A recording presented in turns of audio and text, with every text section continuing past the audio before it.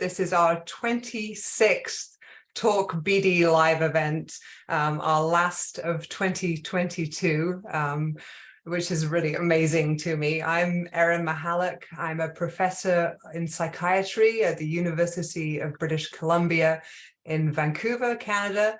I'm actually joining you today from my home, which is just outside of Vancouver on the Sunshine Coast. Beautiful, unceded and traditional territories of the Coast Salish people. It's my honor to be here to join you today for this event. The event itself is brought to you by the CREST-BD network, where we specialize in psychological and social or psychosocial research in bipolar disorder. And all of the research we do at CREST-BD is done hand in hand with people with lived experience of the condition. And we know that the topic of today's event, which is creativity and bipolar disorder, is of great interest to community. I had to go back in a bit of a time machine today through my documents, Sheri, Victoria, to look at when we began researching the relationship between creativity and bipolar disorder. It was 2011 that we held our first major event focused on this area. And really, I feel like it was one of the best events we ever held. We started with a film night where we screened documentaries and shorts that had been produced by directors who lived with bipolar disorder. We followed with a day of consultation on UBC campus, where we gathered together 22 people who were artists or musicians or creative individuals who were also living with bipolar disorder. And we had focus groups, and we explored their lived experience, perceptions of the relationships between creativity and BD. And then we knocked it out of the park that night with an event at a downtown location where we did a music night. We had a local band who was quite well known, and the number of musicians who are also members of CREST-BD. And we did a playlist that was all songs by musicians. And it was just a really amazing event through which we learned a lot, but we're still learning, and this was over a decade ago. So I am so excited for today's talkBD gathering to share what has been going on in this space over the last 10 years or so, and to look at lived experience perceptions of that. So with that, let's begin with some introductions to our panelists. Dr. Sheri Johnson, let's start with you. And as we always do in CREST events, Sheri, tell us a bit about who you are as a researcher, but then also tell us one of the things that you've been doing for yourself over the last almost 2.5 years of tumultuous, difficult times to stay well and balanced in your own life. Thanks so much for inviting me to be here. I'm Sheri Johnson. I'm a professor in the Department of Psychology at University of California Berkeley. And my work focuses on bipolar disorder, but also on kind of tendencies to respond impulsively during states of powerful emotion. Over these last couple of years, I think what's been incredibly helpful for me is that we have great access to nature here in California. So camping, running, hiking, cycling, anything I can do to kind of get out there and remember the bigger world of nature. Thank you, Sheri. Welcome. Victoria, I believe this is your 20th talkBD today. I know, it's hard to believe, actually. Yeah, I don't know when it's been a long time since I've been 20. Anyway, so I guess I'll take it as a compliment. Yeah, so I'm Victoria Maxwell. Those of you who have tuned in before are familiar with me. I'm been a member of CREST since its inception. And what I do sort of outside of CREST, besides being a peer researcher, is I perform shows that I've written myself about my own experience with bipolar disorder, anxiety, and psychosis. And I feel really fortunate to be doing that. And I'm joining also from what's known as the Sunshine Coast, also known as Wilkwe, the unceded ancestral lands of the Coast Salish people and the traditional territories of the Shushala First Nations. And I was trying to think of something else to share besides what I have in the past. And Just very quickly, I'm volunteering in a writing program with a woman who's organizing it with people who are incarcerated in some of the prisons in the US. And we're going through a book and we're sort of doing some mentoring for writing. So a lot of these individuals are sort of putting pen to paper and writing their first novel or their memoir, and then we're helping guide them and critique them. And it's great. I'm learning a lot. So yeah. Fascinating. You must give us a blog on that, on your experiences of that sometime, Victoria. I will. Wonderful. Couple of pieces of housekeeping before we get going. Know and remember that the questions that we take are not taken verbally. If you would like to protect your anonymity, the best thing is to drop them into the question and answer box in Zoom, or you can pose them via YouTube. A little bit differently this time, all of the links that are being provided during today's talk are actually going to be available on the Creativity event page at talkbd.live, and we'll be dropping the link into where you can reach those periodically through this event. As with previous events, we'll spend sort of the next 20-25 minutes talking about the relationship between creativity and bipolar disorder, and then we'll get into your questions, which are already coming through thick and fast. So I think, Sheri, over to you to begin. Sure. One of the things that I find fascinating is that there does really seem to be a link between bipolar disorder and creativity. I think Kay Jamison is probably the first person who put this on the map in a really big way. If you haven't seen it, her book, Touched with Fire, is just brilliant. Very carefully researched. She went through life stories from autobiographies and biographies of so many really famous artists and pointed out how many of them were describing experiences of mania.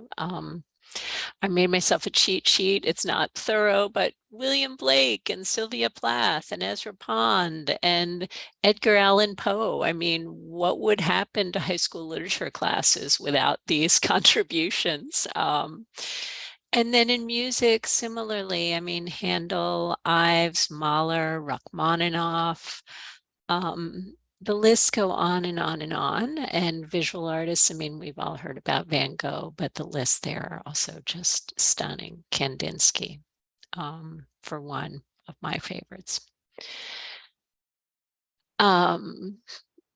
Victoria, I don't know if you want to add to that. I can also talk about some of the other sources of evidence, but maybe this is a good spot to get Victoria's take on this. Yeah, I mean, just in terms of, and Kay Jamison herself has bipolar disorder. And I think what was disheartening for me in the beginning when people said, oh, well, look who has bipolar disorder.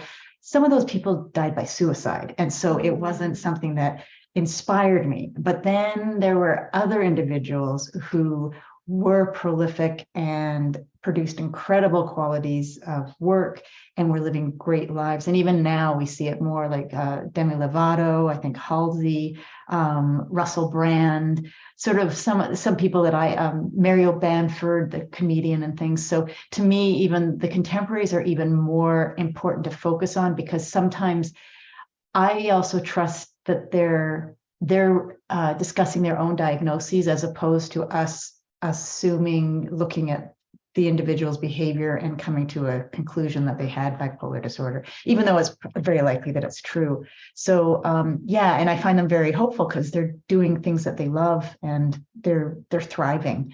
And I think that's, for me, that's the kind of take-home message that I wanted to see. Terrific. Yeah, so, you know, I think what caught my attention is all these famous people. But a lot of scientists live with a certain degree of cynicism. And so scientists were cynical about this, like they are about many kind of findings. And the big criticism of this work has been, well, maybe part of why they were famous is because they were living larger than life kind of dramatic lives. They had a lot of, you know, presence. Maybe part of that's because the mania, and it made it more interesting to be a focal point of biographies or autobiographies. And so a lot of scientists were like, what else have you got?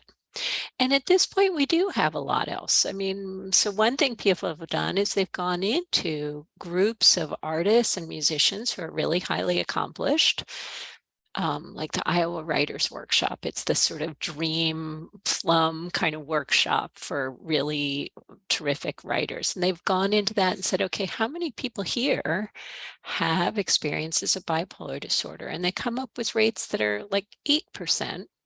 Instead of the 2 to 5 kind of range that you see in the more general community. And then this guy, Simon Kayaga, takes the entire data set for Sweden, all the mental health records in Sweden, and he says, well, let's trace who got treatment for bipolar disorder and who is working as an artist or in an occupation that's artistic.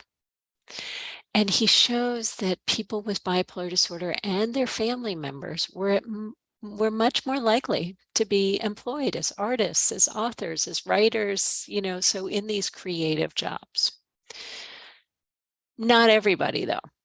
It looks like of people with bipolar disorder, maybe, you know, 5 to 10, maybe 5% of people end up in these creative occupations. And I think that is something Victoria was asking me about last week. Like, is this everybody? And I want to be clear, like, no, it's not everybody. So Victoria, I don't know if you have anything you wanted to chime in about there. Yeah, I think also that I know because of the audiences I've spoken to, that people who maybe don't feel that they're creative, or they're definitely not in what would be considered a technically traditional artistic career, then all of a sudden feel like, well, now am I like a defective person with bipolar disorder because I'm not creative or something. And so I think it's really important also not just to recognize that not everybody, like it's the 5% of people with bipolar disorder, as opposed to, I guess you were saying 1 or 2% in the general population. And so that's not necessarily, it's not like expecting 50% of people with bipolar disorder, but it's also, I think, important to recognize that creativity is defined differently. It doesn't need to be penned into pursuing an occupation. I call something, it's like everyday creativity. So people who, whether they may have a hobby, but they may not have a hobby, it may just be that the way that they cook their food, or the way they put their outfits together, or the way that they have conversations and things, that it's slightly a bit different and a little more, artistic in a way, but it's in a very everyday kind of way. And so I think that can allow people to feel a little bit more included and understand it on a much more realistic basis as well. Yeah, and the evidence bears out what you're saying, Victoria. When people have gone in and given scales that are about how often do you show creativity in your daily life, like in the way you set your table, cook your food, arrange your flowers, whatever you're doing, that tendency is correlated with how much people report some degree of manic symptoms during their lifetime. So that's, I think, a really important part of this. And then the other thing is just, how much creativity people show in whatever occupation they're in. So you can look at, there are scales of, say, how entrepreneurially creative a person is. How much are you the person that solves things in the business world in a creative way? That's also correlated with hypomania. It doesn't have to be, yes, I'm a published author. I think it comes through in lots of other daily life sorts of things. So.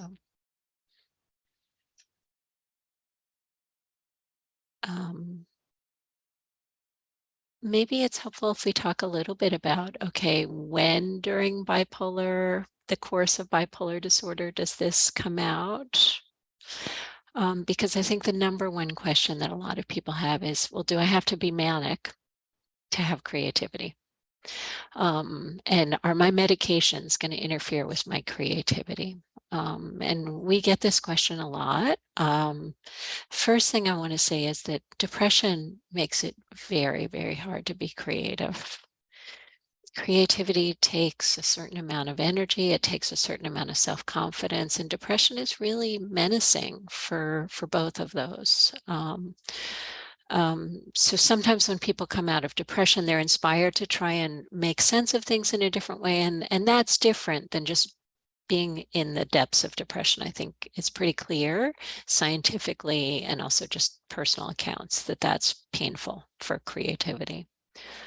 Yeah, and I can sort of speak to my own experience to that, is that there were, I guess, 2 or 3 points. Is that when I was depressed, like you said, I mean, I could barely get out of bed, let alone feed myself, let alone write anything down or want to go to an audition or anything. So my creativity felt like it sort of just halted.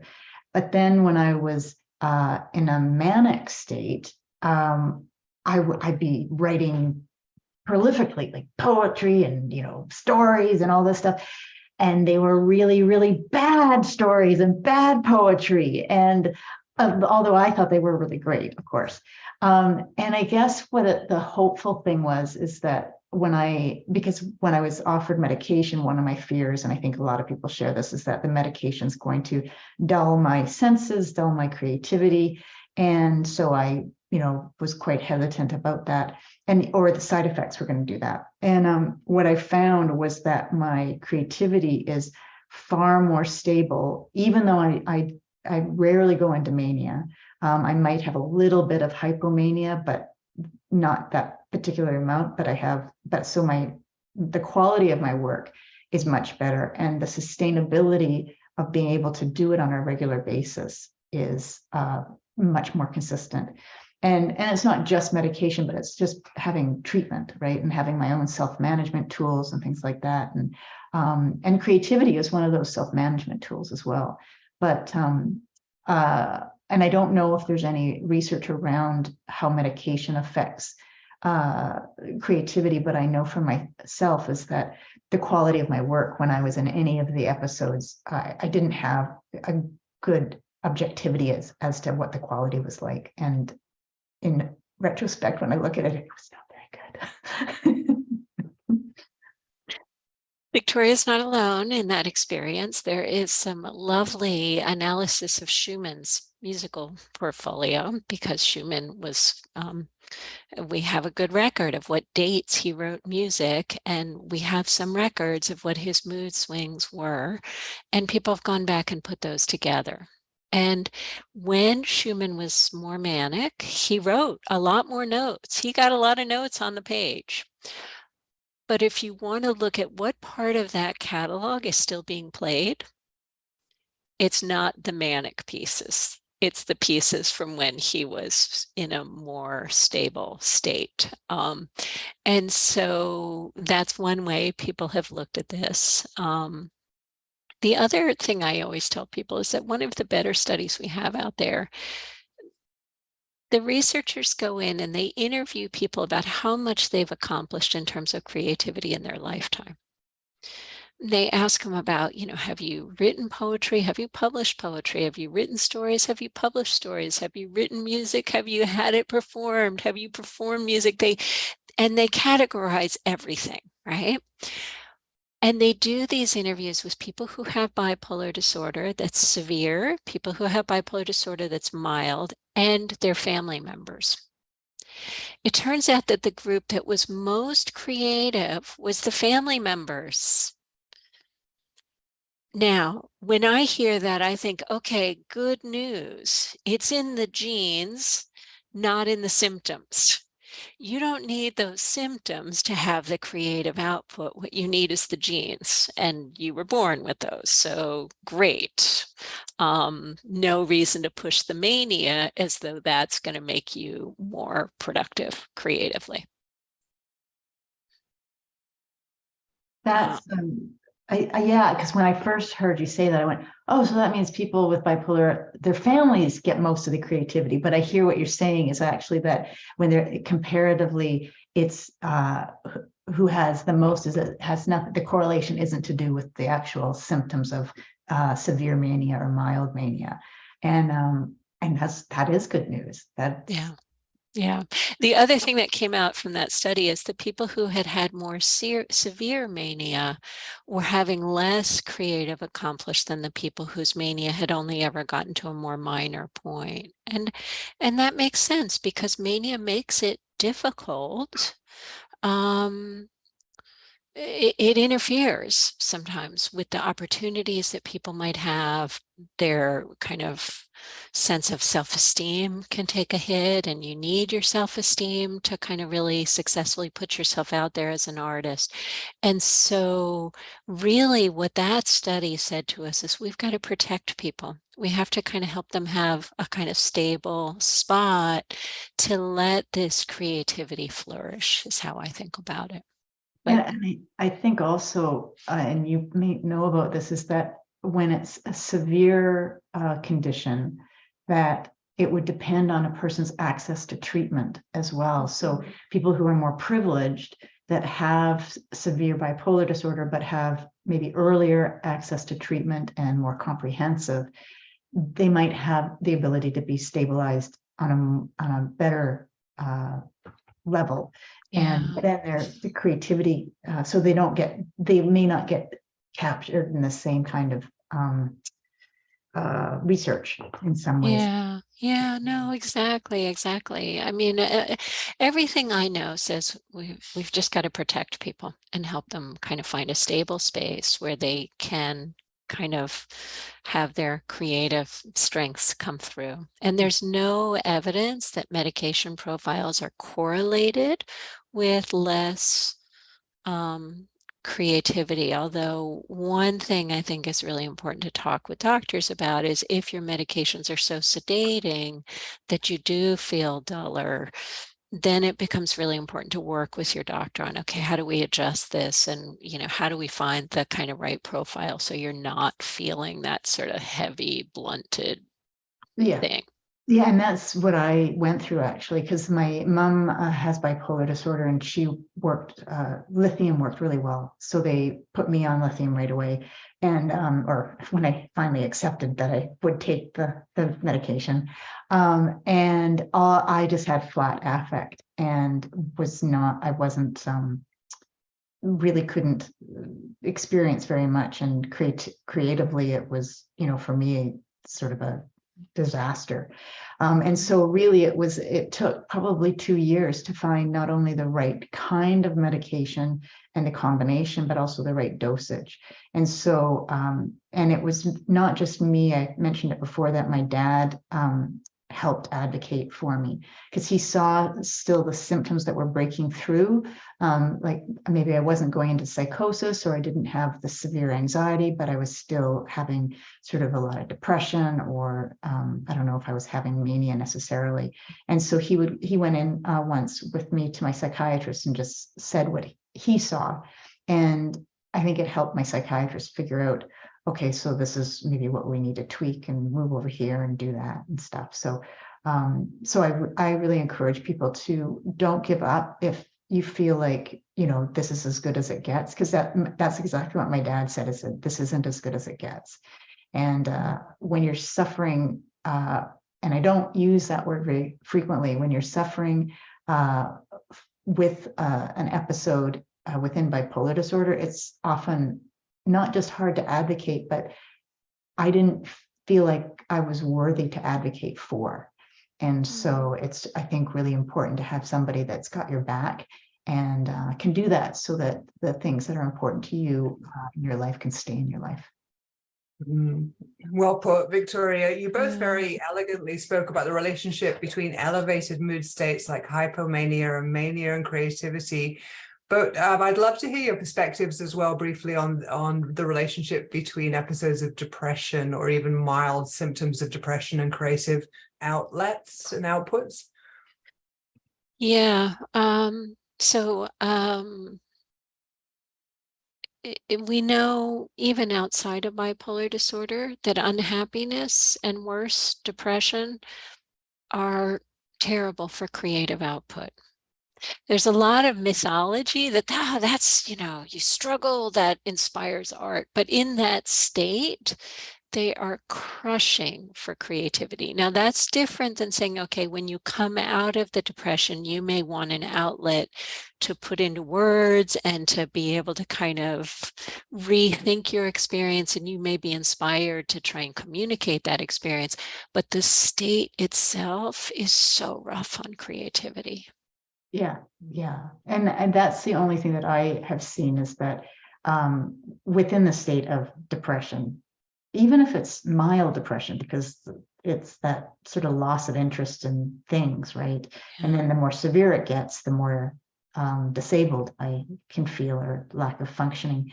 But it's afterwards where because I feel so much better, I might be inspired just to do something creative.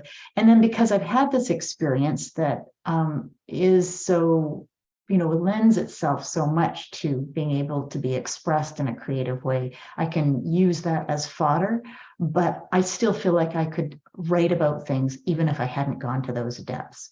Yeah.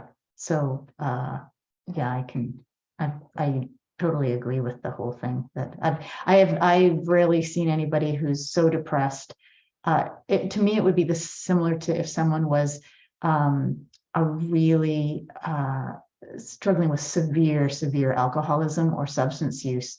You can only create in maybe the very beginning stages as that's happening, and then as it gets more and more severe, it just deteriorates.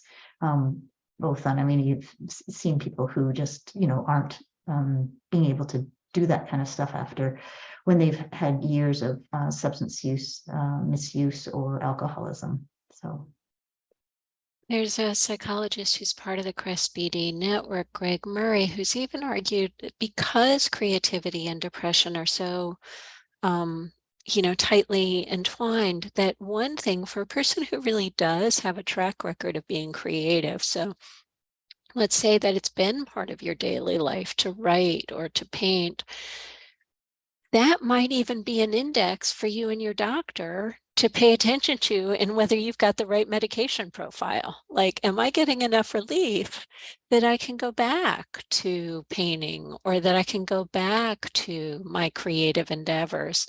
Is kind of a signal of like, are we lifting that depression enough? And when you said creativity and depression are intertwined, you're talking about because they sort of are indicators for each other, that if one is around, the other might be going down. Right. That inversely intertwined, so that if I'm feeling depressed, it's going to be harder to be creative. So a signal that my medications and my treatment are finally lifting that would be being able to get back out there and create. So it's an outcome for you and your doctor to watch. And the other piece of that is that it really speaks to the importance of asking and working with patients around, what outcomes do you care about? You talked about Greg Murray's work, and I think it was him that presented on a case of a patient he was working with who was a violinist and was experiencing a side effect of tremor, which made it impossible for her to perform and have her career. And that for her was an absolutely untenable side effect in terms of the thing that she cared about the most in life, which was performing and playing her violin. So just the nature of that conversation and shifting around what outcomes do you care about the most, and let's work towards those, is critical too, I think.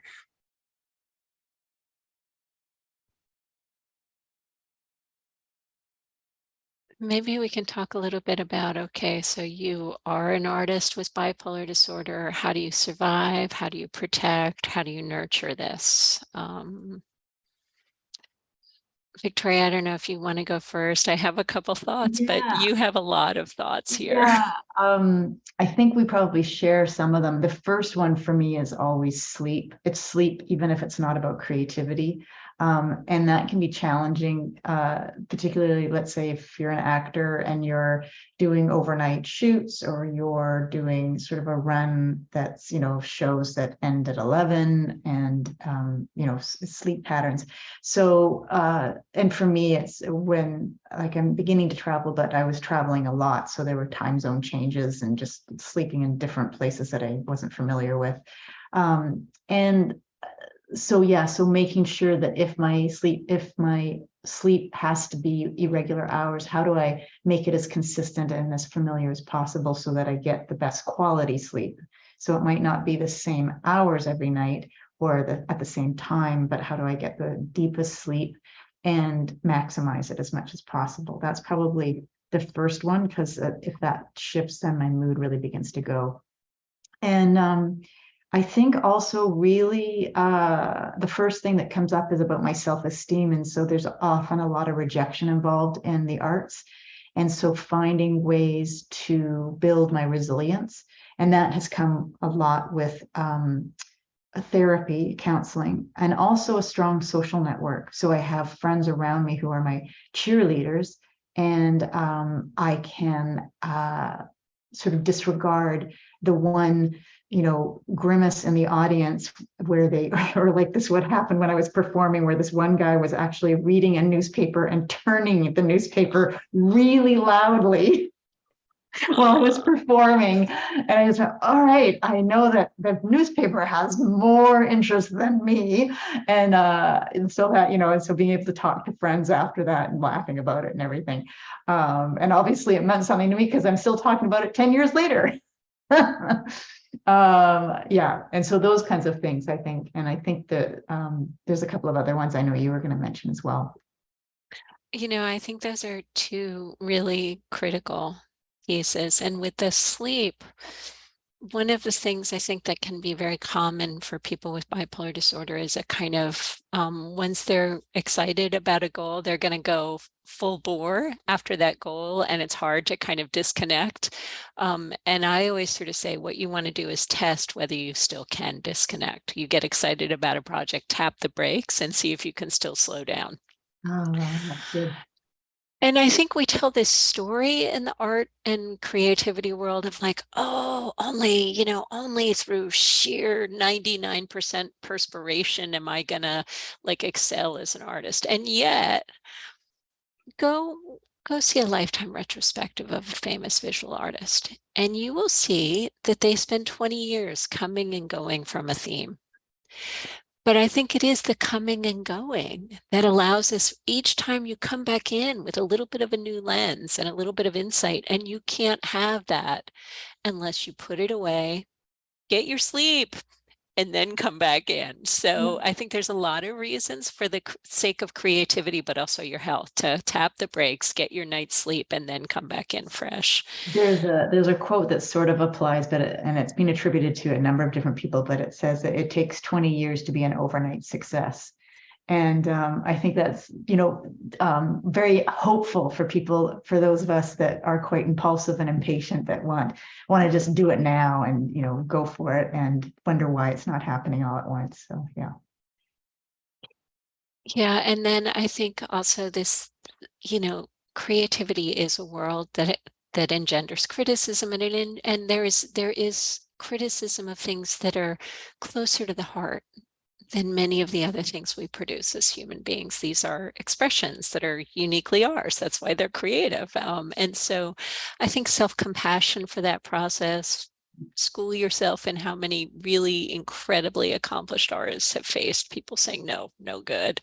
Like, give yourself some room not to respond to every critic who decides they'll pop their head up and tell you what's wrong. So I totally agree. Like, have your friend circle around you and your other ways of restoring. So breaks and confidence. Of self-compassion. Thank you both for that. We have a lot of questions coming through. Do you feel like we're ready to move over to some of them? Yeah. Yeah. Okay. So there's a cluster of questions, first of all, about the different types of experiences of bipolar disorder and how they relate to creativity. So is creativity, for example, more common in people with bipolar disorder type 1, which is characterized more by mania, or bipolar disorder type 2, more hypomania? Is there a relationship between experiences of psychosis in bipolar disorder and creativity? Can either of you shed light onto those relationships? Sheri, do you want to sort of share the science part of it? Sure. I mean, so what we know so far is that if you were to try and find a bipolar related population that has the best levels of creativity, you would look for people who are in the family. Then you would look who haven't had symptoms. Then the next up group would be people who've had minor experiences of mania. And as you see people struggling more with episodes that aren't getting quelled, and the costs of those, you see less likelihood of this kind of beautiful expression of creativity. And so, and when we did our consumer workshop, there was a woman that showed up who said this so poignantly. I wish I could remember her exact words. She said, every episode I go through takes away another piece of my self-esteem and makes it just that much harder to be creative. And so if I have a wish, it's that we keep those symptoms more minor and give people more stability. And then I think we will see more creativity. But Victoria, do you have thoughts about Yeah, that? I guess I would just caution around that message so that people don't become fatalistic. That if Oh, no, yes. you know, I'm glad you said that. yeah, like if they've been diagnosed, because I've had bipolar, I've had severe bipolar 1, and I've experienced psychosis. So, and not necessarily that there's an exception to the rule, but that when you become really proactive in your own recovery, that's when you can be really involved and proactive in your own creativity. So yeah, Perfect. I totally agree. Totally agree. yeah. I mean, I know that's not what you were saying, but I think sometimes that's the message, especially if someone's first diagnosed and you're just getting your bearings. It can sort of feel hopeless if you hear something like that and forget that it's very nuanced. So yeah. Thank you. I certainly don't mean to imply that. I guess I really do just want to argue that recovery will help with this. Yeah. Yeah. I mean, Recovery will help. yeah, that's the thing. I mean, the good thing I think is realizing that the genes that we've inherited are in us, not the illness. And so the illness itself, as we get better at managing it, the more that those inherent abilities will be able to be expressed. And so that's that's what I found. So even with me going through several psychoses, I was able to move through it the more that I got experience under my belt managing it and stuff. So yeah. And if you look at the very famous people who've had bipolar disorder, many of them went through multiple hospitalizations. They had rocky roads. So yeah, I don't want to be in any way fatalistic. I just think that recovery helps this process. yeah. You've both talked quite a bit about some of the classic interpretations of creative professions we have, musicians, artists. One of the questions we've had come in is, what about entrepreneurs, people who are engaged in startup companies? Is there any evidence that you're aware of, Sheri, that's looked at? Yeah. We have published findings from several thousand entrepreneurs showing that they do tend to have higher levels of hypomania. And in that paper with Michael Freeman, we also looked at people who were in the Inc. top 100 entrepreneurs and saw higher rates of hypomania experiences there. So there's a really important relationship there, because I think particularly in the business world, it's important to get that word out. The other place where it shows up is university professors. And Simon Kayaga has published on that. I like to think we're creative in our own way, and he has data to support this link with bipolar disorder. And that rings true in my experience. I'm at UC Berkeley. It's a great school. I landed there 12, 13 years ago, and the number of people who made a rapid path to my office to say, this thing you study, it's in my family. Because it's actually pretty common among university professors that they have this background in their family. So yeah. Yeah, it's pretty, it's that, and I think also, I mean, from what I remember hearing is that it's sometimes been nicknamed the CEO disorder in terms of bipolar disorder. So there's a lot of, people who need a lot of creativity, a lot of energy at times, really can leverage this. And I think that's it, is that being able to take the very good things that we learn and that we have through bipolar disorder, and being able to siphon that into whatever we're doing as an occupation or whatever we're doing in our life. So if we don't happen to be employed full time, whatever we're doing for our occupation during the day, I think is what's really helpful. But you can also see that there would be certain inherent advantages of working in, say, an academic environment, or maybe in a startup or industry, and that you have a lot of latitude around how you spend your time and a lot of control.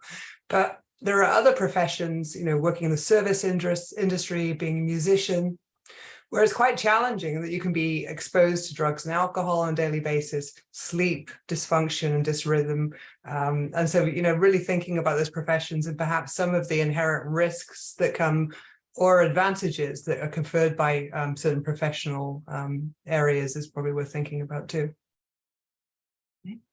Agreed. So many questions. Let's move on to some of the ones about sort of treatment and intervention and protection. I'm really intrigued in hearing the answer to this question. Do we know whether people with bipolar disorder may actually benefit more from creative focused therapies like art therapies or music or dance-based therapies than people who don't live with bipolar disorder? We don't have a science there. I think we need a science there, but and it's almost seems impossible to imagine it wouldn't be helpful for a lot of people. But yeah, no randomized controlled trials. Victoria, do you have any experiences you want to draw on here? Yeah, I was thinking about it. It's that I haven't ever done any sort of artistic or creative therapy. What I do see, though, is I have led a writing course called Creativity as a Catalyst for Courage. And so I see creativity as being therapeutic. So even if it's not being used for therapy, most of the feedback I get afterwards is that people have found it really healing, really wonderful, very supportive to be able to share their story, to write about what they've been going through, share it with others in a safe group, have that kind of support, and also have a treatment team behind them so that if anything gets triggered, they can go. So that I've done it 3 times, and so and I've seen results like that each time, 4 times actually, where it's been sort of made a really big personal difference in terms of both confidence. We did I think it was is it a PCORI, or it's a where they measure sort of certain recovery elements and before and after, and so that there was definitely an increase in certain areas and stuff. So yeah, and I think there's a lot of other practices that can be very therapeutic. One of the women that came to our workshop was a potter, and she said, spinning my wheel is an incredibly calming ritual for me. Authors get to tell their story, and I think that has a lot of power. But the other thing that we heard from was playwrights who said, really, I wanted to be able to make a difference in people's understanding. And Victoria is a classic example of somebody who has used her experience to help the world understand things a little differently. And that's also, I would imagine, it must be so powerful to have this ability to channel those experiences towards something so pro-social. yeah, I mean, the thing that I have found is that it's really liberating. And I guess the thing that I experienced is that something that I was really confused by for so many years, and I don't even know if the word was ashamed of, but felt very frightened of for so many years. And then I'm able to go back on a stage and tell this story, and it's like a family reunion that everybody's laughing at the inside jokes. Who's been there and done that, because they're the ones that are laughing, the other people aren't. And being able to share it, and it's been very, very healing for me, absolutely.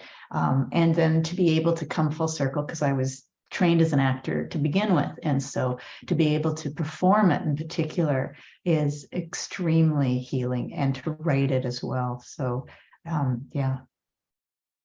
And it's certainly a method that we use in a lot of our research at CREST-BD when we work with communities to shape ideas. We don't really hold any events anymore that we don't incorporate something like graphic facilitation or graphic recording, where we either have members of the audience or a professional artist come in to capture the essence of the dialogues visually. And I really think that that as a method to co-design and for our research has been really pivotal for our work over the years as well.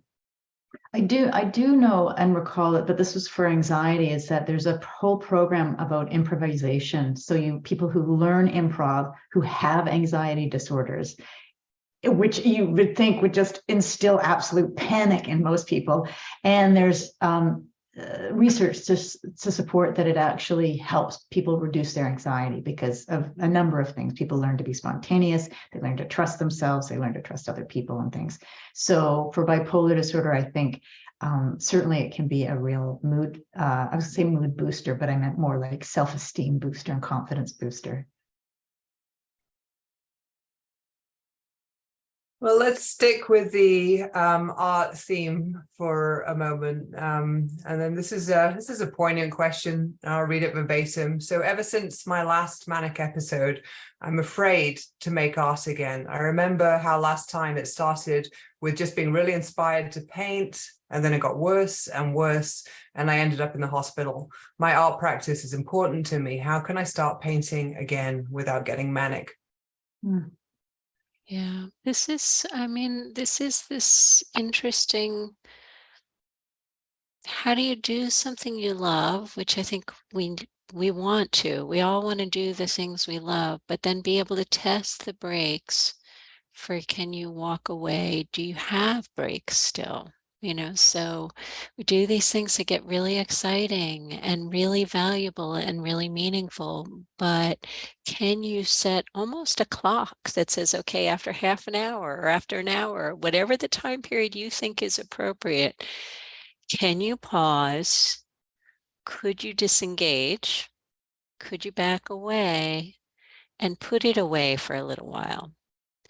And if you can't, what's your rescue plan before you get in there? Who's going to be the person who kind of helps you navigate that? I very much relate to that. I relate to it in some other ways, not as much as with my creativity right now, but with some other practices, a meditation practice and a new healing modality I'm working with.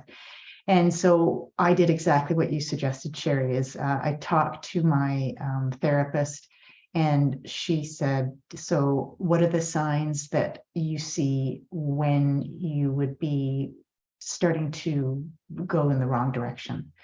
And so I started to say, well, I would be talking about it all the time and I wouldn't be able to sort of disengage very easily. And then we kept talking about the what's like the earliest signs.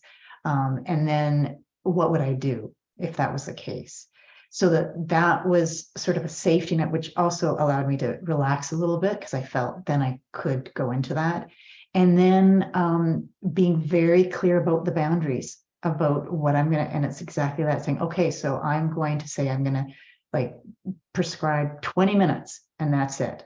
And if I have trouble with 20 minutes, I need to talk to my psychiatrist or my counselor or my friends, and then find a way. It doesn't mean that I can't do it, just means find another way to engage in it that's safer. So maybe it's with other people at the same time, or bookends. And so there's always ability to troubleshoot, but it's just really being honest with yourself and then taking those precautions, I find.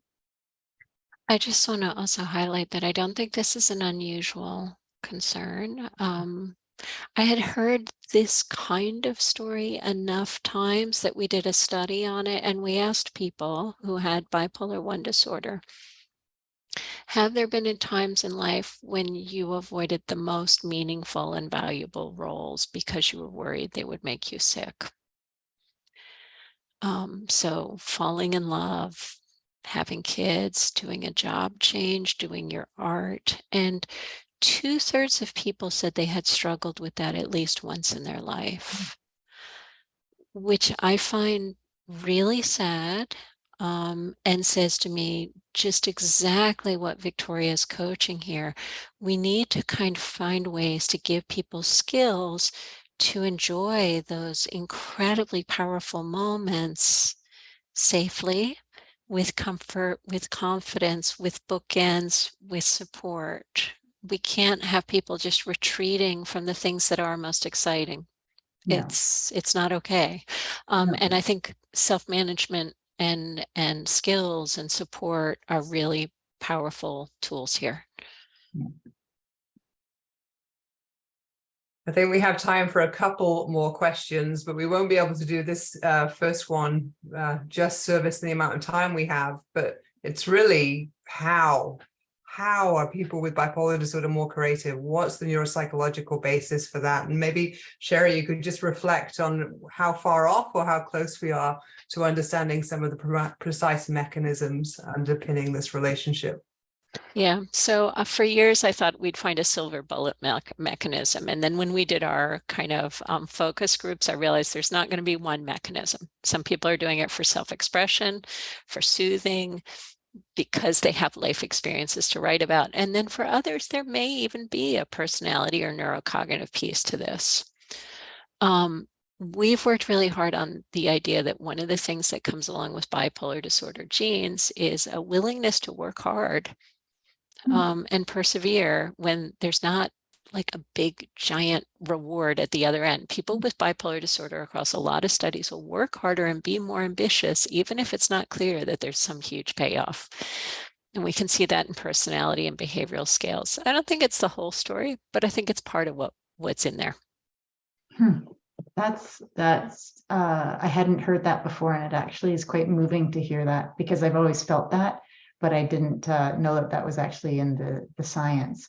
And I don't know, Sheri, is there anything about, in terms of that ability to sort of I don't know if it's malleability, but the fact that because it's a mood disorder and we're going into these depths and things like that, does that have anything to do with the ability to express ourselves at all, or be willing to go into outside our comfort zone? I do think that there's probably something about these experiences that can promote a certain kind of flexibility or fluidity or adaptability. Yeah. But I don't know how to capture it in the science. No, and I think we have to be careful, because it's not about those mood states that create the creativity, but I'm thinking that it's that flexibility that can allow, it's like for me to be able to write about a character that's going into a certain emotional state. I think a lot of actors, or anybody, you have that expression, it's like going into the unknown for a while and being willing to sort of be an explorer. Oh, yeah, no, the exploring thing is fascinating. So we are doing research on, okay, let's say you have one good thing in hand. Will you go out and forage for more and explore just because it's fascinating to see what's out there? Or will you persevere and only stick to, well, I know this one thing? We have a little bit of evidence, and Erin is part of this, that people with bipolar disorder they're more explorers. Even with some safe reward in their hand, they're like, well, what else is out there? Yeah, and we have a paper that's in the sort of publication process, we hope, right now. So we'll really look forward to sharing the results of that when it's cooked and ready to go.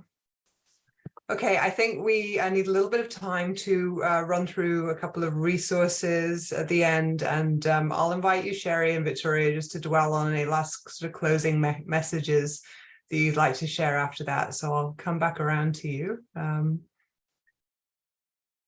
But now I'll just walk you through a few of the things that we've shared during today's event. So as previously mentioned, you can access some of the publications on the relationship between creativity and bipolar disorder that have been mentioned today at this website.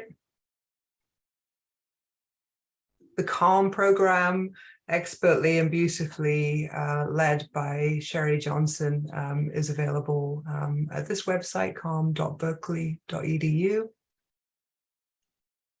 A lot of our prior work in bipolar disorder over the last decade or so has just been beautifully supported by an organization based in the US that I encourage you to look out, the Sean Costello Memorial Fund for Bipolar Research, which is really an incredible legacy to the legacy of Sean Costello, who lived with bipolar disorder. And Debbie Smith has been a stalwart supporter of all of our program of research in this area. So I really encourage you to check out their work if you haven't heard of them previously. As you probably well know, now all of our talkBD episodes are available on the podcast platform of your choice. You can access all of the prior episodes through our talkBD website, including little snippets of sort of, moments of the episodes that we were particularly proud of. And here are some of the links for accessing those available to you here. And of course, you can view them on YouTube as well. We're going to start off 2023. Well, first of all, the good news is that we're here for 2023. We have support from our partners and funders to continue these events right the way through next year. We have some incredible topics lined up. We're going to start the new year in a gentle place with a focus on self-compassion and supporting self-compassion practices in bipolar disorder. That's on January 23rd.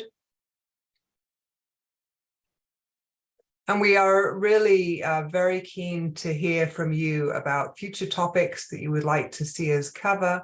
At the end of this webinar, you'll get a short 4-question survey, which will pop up asking you for input into that.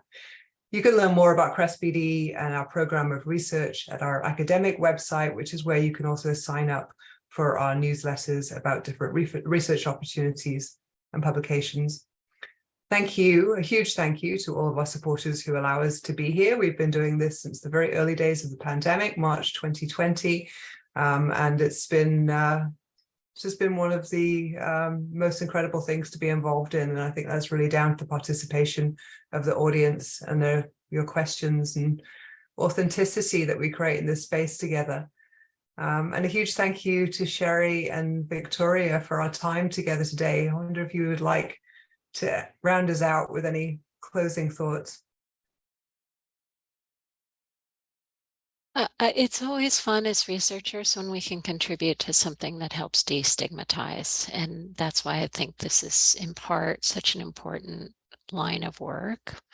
But in part, it's an important line of work because the more we understand, the more we can protect. But mostly what I want to do is echo everything Victoria said, that this is a place where growth and recovery and restoration and self-compassion can manifest some of the things that may be built into those genes. But at the same time, if creativity for you means, hey, sometimes I put a really nice bouquet on my dinner table, like cherish that. Don't feel like you have to be Van Gogh. Yeah. Yeah, I mean, I just really would echo the same thing that Sheri said, is that if you don't see yourself as creative or as, art with a capital A, remember what everyday creativity is. And that if you're just being diagnosed and you're feeling like you're stumbling and bumbling, not bubbling, you might be bubbling too, is that in the early days, I needed to focus on just learning how to manage my symptoms. My creativity, ability to engage in that really came after, because I was still very much trying to ride the waves of the ups and downs. And so if you feel like you've lost touch with your creativity in whatever that creativity is, it's always with you. The only time it goes away is when you die, because being alive is being creative. So don't ever feel like you need to be in a rush to get back to it. It's waiting there. It's happy. It's fine. And so that's the hope that I would want, the message that I want to give.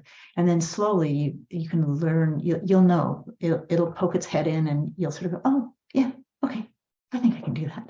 And then you can try a little bit, and it'll feel a little bumpy, but eventually it'll feel like home again. I love that analogy, Victoria, the idea of it being like a constant companion that may not always be visible, but is at your side. Beautiful closing notes. Thank you, everybody, for joining us today. Stay safe, stay well, and we will see you in the new year. Thank you.